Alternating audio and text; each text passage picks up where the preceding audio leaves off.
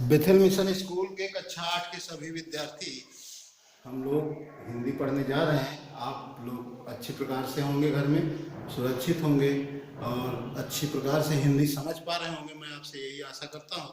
मैं कोशिश करता हूँ वीडियो के माध्यम से आपको बहुत अच्छे से स्पष्टता से पढ़ाने का। आज हम पाठ 14 का अगला पार्ट पढ़ेंगे।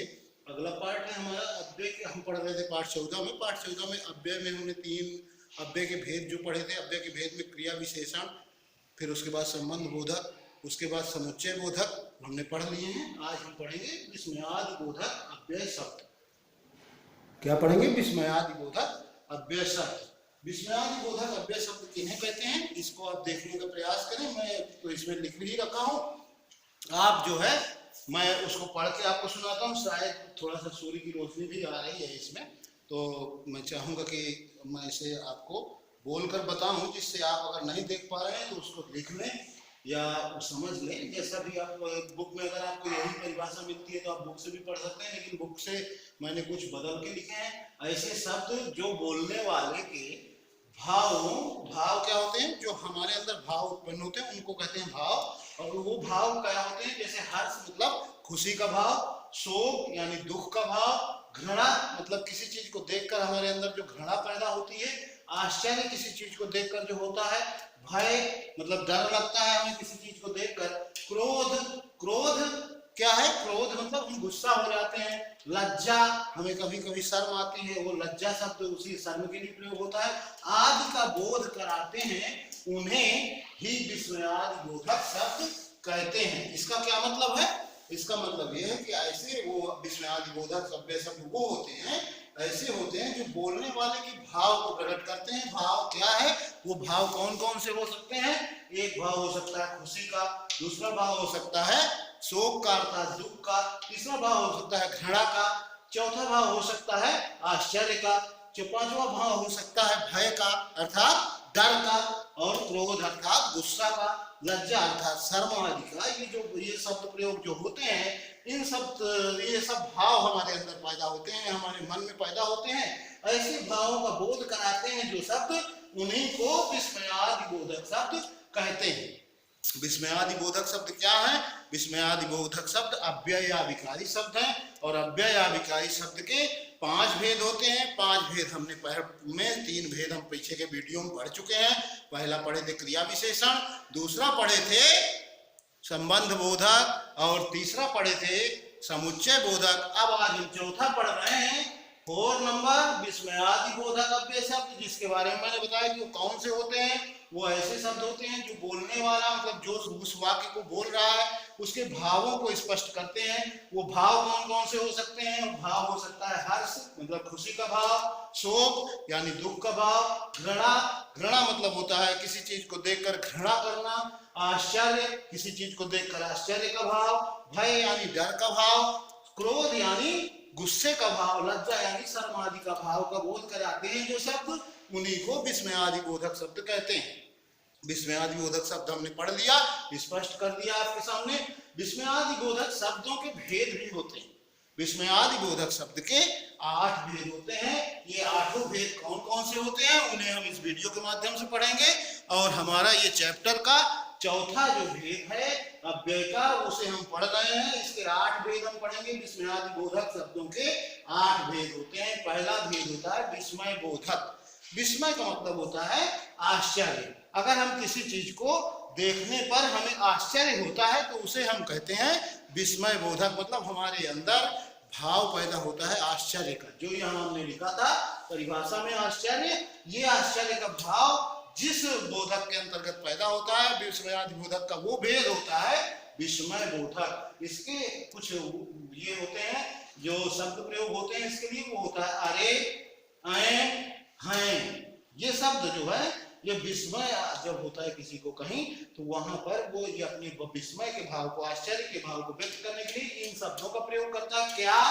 देखिए आपको एक चीज दिख रही होगी, हर शब्द के आगे मैंने एक निशान बना रखा है। इसी निशान को विस्मयादि बोधक चिन्ह कहते हैं, और ये जहां लगा होता है वहां हम ये जान जाते हैं कि ये विस्मयादि बोधक अव्यय है। अव्यय का कौन सा भाग है उसको जानने के लिए, कौन सा भेद का भाग है ये जानने के लिए हमें ये जानना जरूरी है कि कौन से भेद में कौन से शब्द प्रयोग होते हैं और उसका क्या भाव होता है। तो पहला मैं आपको बता रहा हूं विस्मय बोधक। विस्मय बोधक का मतलब होता है ऐसा शब्द वो ऐसा शब्द जो क्या होता है, आश्चर्य का भाव पैदा कर देता है। ऐसी जगह पर हम विस्मय बोधक शब्द को पहचान पाते हैं। विस्मय बोधक क्या होता है, ये भी अव्यय होता है। किसके अंतर्गत आता है, विस्मयादि बोधक के अंतर्गत आता है। जैसे मैंने यहाँ उदाहरण लिखा है विस्मय बोधक का, जैसे देखिए जैसे करके लिखा है, जैसे उदाहरण है, अरे आप आज यहाँ अरे के बाद विस्मयादि बोधक चिन्ह लगा है। विस्मयादि बोधक चिन्ह ये बताता है कि अरे शब्द क्या है, अव्यय है। और कौन सा अव्यय है, विस्मय बोधक अव्यय है। विस्मयादि बोधक अव्यय के अंतर्गत विस्मय बोधक अव्यय है। जैसे मैंने लिखा अरे आप आज यहाँ, फिर मैं लिखता हूँ अगला उदाहरण आपके लिए, हैं तुम भी आए हो। जैसे कोई बोलता है तुम भी आए हो, इस तरह से जब बोलता है कोई तो ये उसके अंदर का भाव प्रकट करने वाला शब्द है हैं। जो ये एक तरह का आश्चर्य है उसे हो रहा है कि मैंने नहीं समझा था कि ये यहाँ आएगा, लेकिन देखता हूं इसे तो क्या बोलता हूं, हैं तुम भी आए हो। इसका मतलब है कि ये विस्मयादि बोधक के अंतर्गत पहला भेद है विस्मय बोधक। अब हम दूसरा पढ़ेंगे। दूसरा भेद जो विस्मयादि बोधक का है वो है शोक बोधक। शोक बोधक नाम से ही आप समझ रहे हैं कि ऐसे शब्द जिन पे शोक आदि के भाव का, मतलब दुख आदि के भाव का, पीड़ा आदि के भाव का जो है बोध कराता है जो शब्द, उसे कहते हैं शोक बोधक। जैसे मैंने लिखा हे राम, हाय रे, आह, इस तरह के जो ये शब्द हैं ये क्या बताते हैं, शोक का भाव प्रकट करते हैं। जैसे मैंने यहाँ उदाहरण में लिखा है हे राम, फिर मैंने लगाया विस्मयादि बोधक निशान, ये बताता है कि ये विस्मयादि बोधक शब्द है। हे राम बहुत बुरा हुआ। मैं जिस तरह के टोन में बोलता हूं, इस टोन में जब हम इसे बोलते हैं तो हमारे अंदर का वो भाव प्रकट होता है। जैसे मैंने कहा हे राम बहुत बुरा हुआ। जब मैं इस तरह कहता हूं तो यहाँ पर आपको समझ में आता है कि शायद इस शब्द के अंतर्गत से ये पता चल रहा है कि ये बात जो हुई है ये बहुत कष्टदायी है, शोक देने वाली है। शोक का भाव जागृत करने वाली को ही शोक बोधक शब्द कहते हैं, शोक बोधक अव्यय शब्द कहते हैं। मैंने अभी हे राम का उदाहरण दिया, हे राम बहुत बुरा हुआ।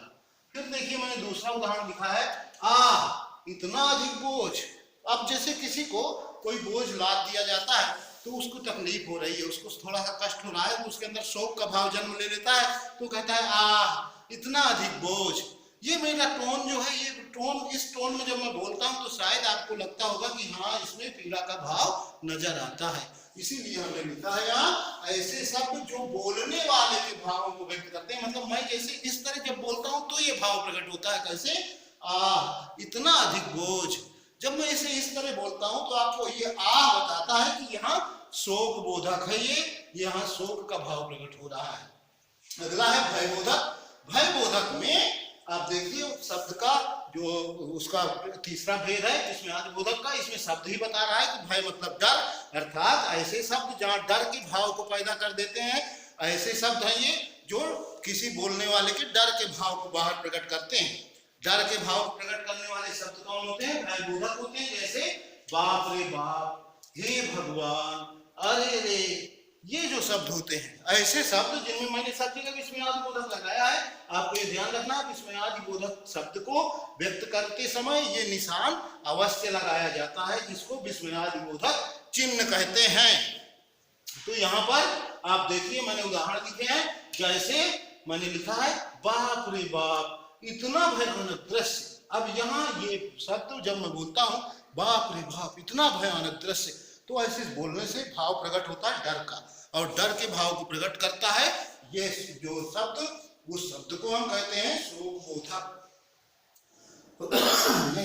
सॉरी, डर के भाव को प्रकट करने वाला जो शब्द होता है वो शोक बोधक नहीं, भय बोधक होता है। भय बोधक, बाप रे बाप, इतना भयानक दृश्य।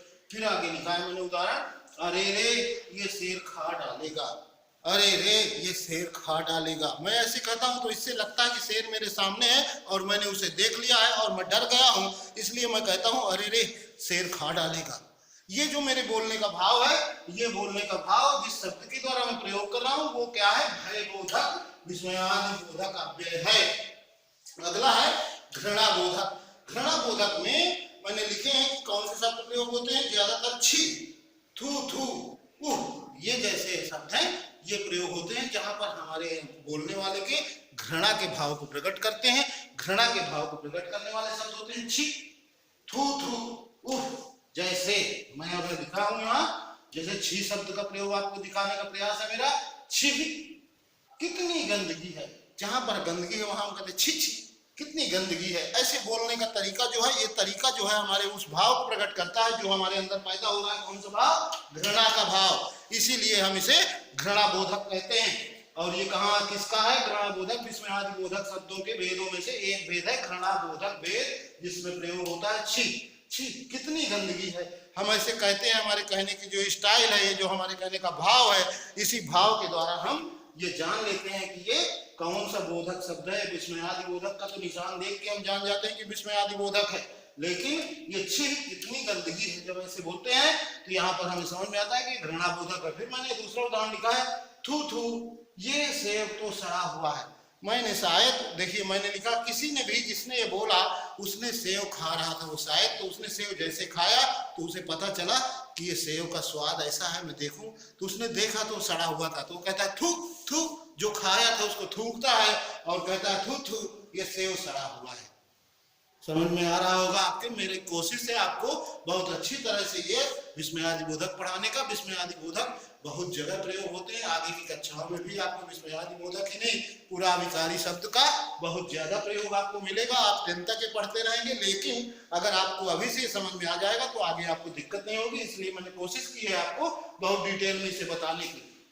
फिर आगे मैंने एक उदाहरण लिखा है ऊह का। ऊह शब्द जो लिखा है ऊह, इस फल में कीड़ा है, ऊह ये इस फल में कीड़ा है, मतलब मैं फल खा रहा था, उसको जैसे काटा उसमें कीड़ा निकला, तो मैं कह रहा हूँ ये इस फल में कीड़ा है। मतलब इससे क्या हुआ, इससे ये समझ में आया कि मेरे अंदर घृणा का भाव जागृत हुआ उस फल के प्रति, और उस फल को मैंने फेंक दिया होगा। शायद इस तरह की बात लिखी है ये, इससे ये लगता है कि उसको खाने लायक नहीं है, उससे मुझे घृणा का भाव जन्म लेता है। फिर मैं विस्मयादि बोधक का आपको अगला पार्ट पढ़ा रहा हूँ, हर्षबोधक, जो अगला पांचवा भेद है हर्षबोधक। इसका नाम ही आपको बता रहा है कि ऐसे भावों को प्रकट करता है जिसमें हमें खुशी के भावों को प्रकट करने वाला शब्द होता है हर्षबोधक। बोधक का मतलब होता है बोध कराने वाला, इसीलिए इसमें हर जगह बोधक प्रयोग किया गया है। बोधक का मतलब होता है बोध कराने वाला। तो यहाँ हर्ष अर्थात खुशी का बोध कराने वाले जो शब्द होते हैं वो शब्द कौन कौन से होते हैं, आहा, शाबाश, वाह। अब यहाँ पर देखिए मैंने उदाहरण लिखा है आहा, कितना सुंदर बगीचा है। मैंने बगीचा देखा, बहुत सुंदर था, शायद पुष्प खिले रहे हो, चाहे फल लदे रहे हो पेड़ों में, तो मुझे लगा कि ये बहुत सुंदर है, तो मैंने उसे कहा क्या, आहा कितना सुंदर बगीचा है। मेरे कहने का ये टोन ही मेरे भावों को प्रकट करता है। ये जो मेरे अंदर भाव उठ रहे हैं उसको देखकर उसकी सुंदरता का भाव जो जग रहा है, इससे मुझे खुशी हो रही है, हर्ष हो रहा है, इसी वजह से ये हर्षबोधक कहलाता है। जैसे आहा कितना सुंदर बगीचा है। फिर मैंने लिखा तो दूसरा उदाहरण दिया है शाबाश, तुमने सबसे अच्छा किया। किसी काम को देखकर किसी व्यक्ति की कोई बड़ाई कर रहा है, वहां पर वो उसके लिए कहता है, खुश होता है उसको देखकर कि ये बहुत अच्छा कर रहा है, चाहे खेल रहा था, शायद पढ़ रहा था, या परीक्षा में अच्छा किया उसने, कुछ भी प्रसंग हो सकता है, लेकिन वहां मेन बात है कि वो खुश हो रहा है। तो खुश हो रहा है तो क्या कहता है, शाबाश तुमने सबसे अच्छा किया। तो यहाँ पर मतलब है कि हर्ष का भाव उसके अंदर कुछ इस तरह प्रकट होता है जहां पर वो शाबाश का प्रयोग करता है किसी के लिए जिसने कुछ काम ऐसा किया था जो सबसे अच्छा था।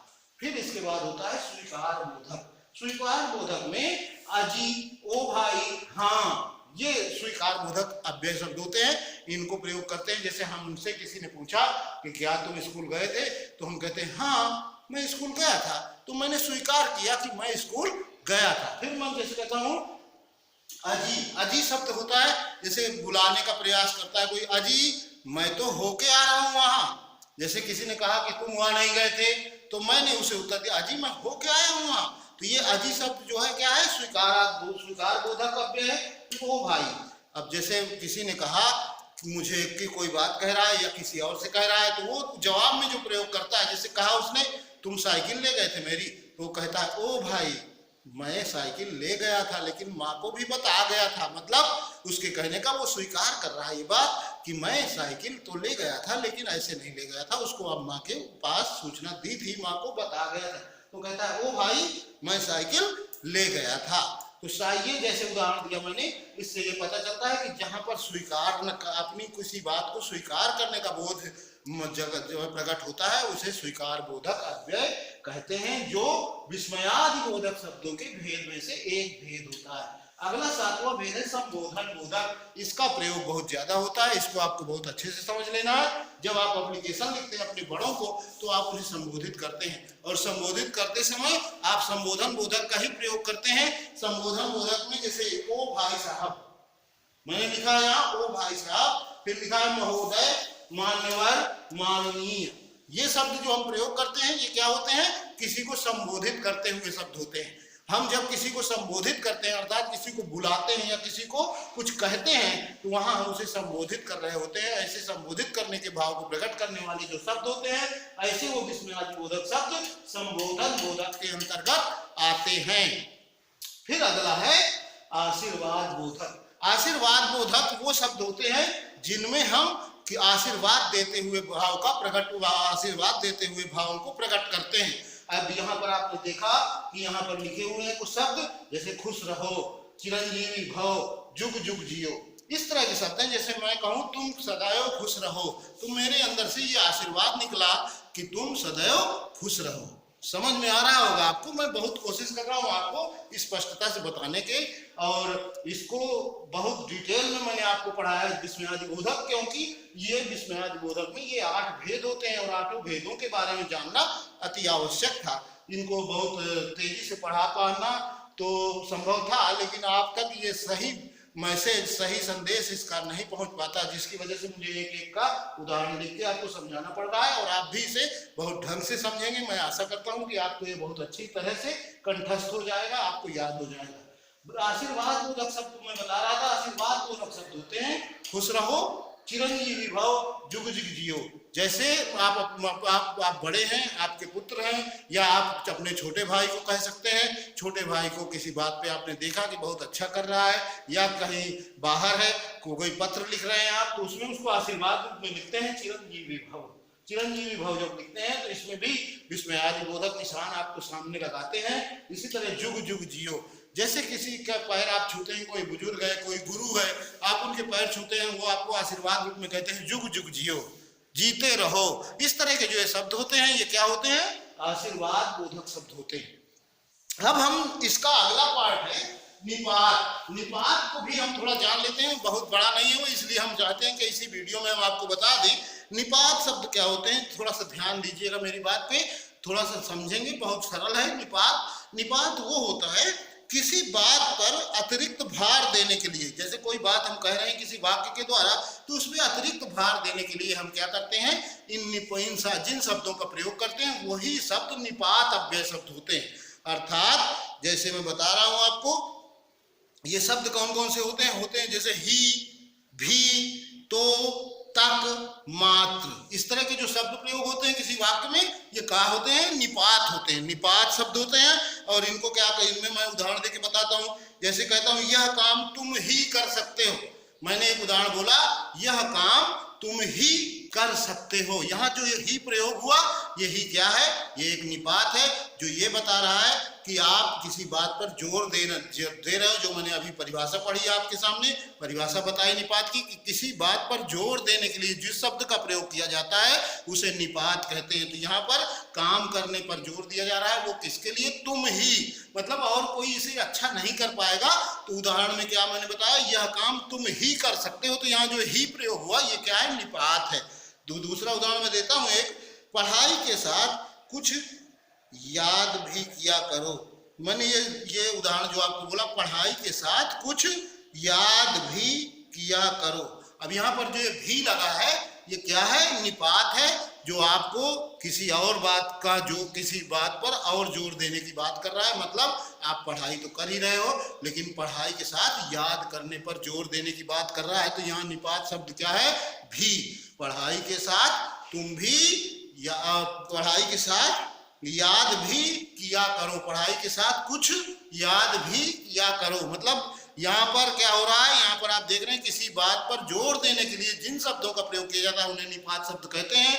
यहाँ पर भी शब्द का प्रयोग किया गया है, भी एक निपात शब्द है, इसलिए ये अव्यय शब्द यहाँ भी है और भी एक निपात अव्यय शब्द है।